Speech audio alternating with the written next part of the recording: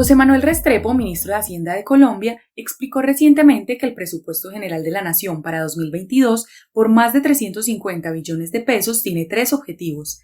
Primero, la reactivación económica y la generación de empleo. En segundo lugar, la sostenibilidad social. Y tercero, una reducción del déficit fiscal. En el presente capítulo de los podcasts sectorial, entenderemos los conceptos que conforman estos recursos y analizaremos sus implicaciones para los diferentes sectores que dependen del gasto público. Bienvenidos. Teniendo ya aprobada la Carta de Navegación Financiera para el 2022, es decir, el Presupuesto General de la Nación, los objetivos del gobierno radican para el próximo año en reactivar la economía, disminuir las tasas de desempleo, generar sostenibilidad social y reducir el déficit fiscal. En palabras del Ministerio de Hacienda, la economía en el 2022, gracias a este nivel de presupuesto aprobado, logrará crecer a una tasa del 4% y adicionalmente la pobreza monetaria, que está en el 42%, se logrará reducir a un nivel del 37%. Estos 350 billones de pesos a nivel histórico y en valores absolutos terminan siendo el mayor presupuesto que se ha aprobado.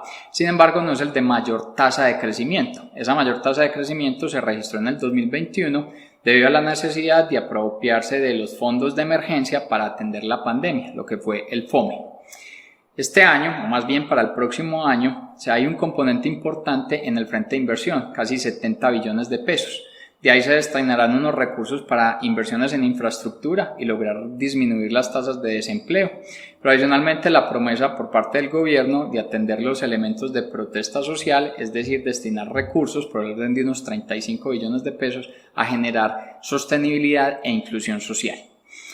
Este presupuesto tuvo gran cantidad de polémicas porque hubo 215 proposiciones, tal vez dos fueron las más polémicas o las de mayor nivel de relevancia o de debate.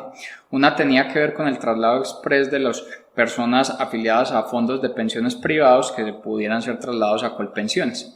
Si esa proposición hubiera sido aprobada, el costo fiscal para el país era del orden de unos 3,8 billones de pesos. Esa no fue aprobada. Sin embargo, sí fue aprobada otra muy polémica que tiene que ver con la ley de garantías. De hecho, para el 2022, periodo electoral, no va a existir ley de garantías. ¿Esto qué implica? Que el gobierno, el Estado, podrá generar convenios interadministrativos con las regiones. Eso significa o puede generar, por un lado, elementos favorables desde inversión, desde crecimiento para los sectores, pero también elementos negativos a que pueda generar corrupción o que pueda generar también elementos de pagos de favores políticos por parte del gobierno con aquellos que los ayudaron. Ya será una labor directamente de la Contraloría de poder vigilar y analizar que estos elementos no sucedan.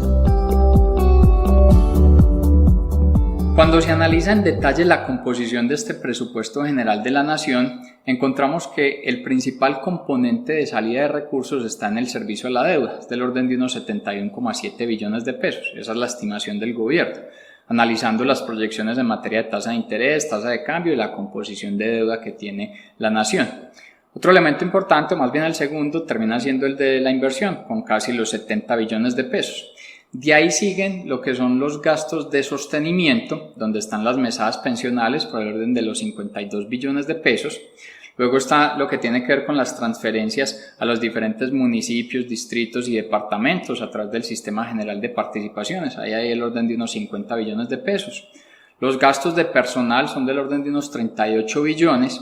Luego hay un componente que es el aseguramiento de salud. De hecho, fue el componente que mayor tasa de crecimiento presentó, con el orden de un 20%, debido a las necesidades de la pospandemia. Ahí estamos hablando de unos recursos por 26,4 billones de pesos. Hay un frente de adquisición de bienes cercanos a los 10 billones y los componentes restantes son las otras transferencias que terminan siendo el orden de unos 34 billones. Si seguimos entendiendo este presupuesto y ya lo analizamos es por tipo de segmentos, hablábamos de una apuesta importante en el frente de inclusión social. De hecho, ese presupuesto tuvo un crecimiento del 45%, llega a los 23 billones de pesos y el objetivo es que se puedan atender a 29 millones de personas a través de programas como Familias en Acción, Jóvenes en Acción, Colombia Mayor, hacer la continuidad de ingreso solidario y poder expandir el desarrollo de matrícula cero. Otros presupuestos relevantes tienen que ver con el de trabajo, que tuvo un crecimiento del 27%, la salud, que ya la reseñábamos anteriormente, si uno lo mira en total, salud creció a un 16%. El presupuesto con mayor nivel de recursos por segmentos o por sectores termina siendo el frente de la educación, que tiene 49,4 billones de pesos, hay un crecimiento del orden del 4%, terminan siendo los más significativos en monto. También llama la atención que recursos para la Presidencia de la República hayan crecido un 36% y para el Congreso de la República hayan crecido el orden del 26%. Aspectos negativos terminan siendo asociados en que en unas necesidades mundiales de mayores niveles de innovación, mayores niveles de inversión en ciencia, el presupuesto general de la nación en ese concepto tuvo un decrecimiento del 20%. El de comercio tuvo un decrecimiento del 1%. Se empieza a poner en dudas los programas de vivienda, teniendo en cuenta que el presupuesto hacia ese segmento tuvo una disminución del 1%, y el asociado a minas y energías hablamos de una contracción del 4%. Esto entonces, el balance en segmentos. Hay una advertencia importante que la hizo el Observatorio Fiscal de la Universidad Javeriana, que dice, o hizo más bien un llamado frente a la transparencia, porque el presupuesto no fue desglosado o no fue presentado, no solamente en el tema de sectores, que sí se presentó, sino por los diferentes tipos de segmentos. Se necesita mayor nivel de transparencia para que las personas puedan vigilar esos recursos en donde se van a estar invirtiendo.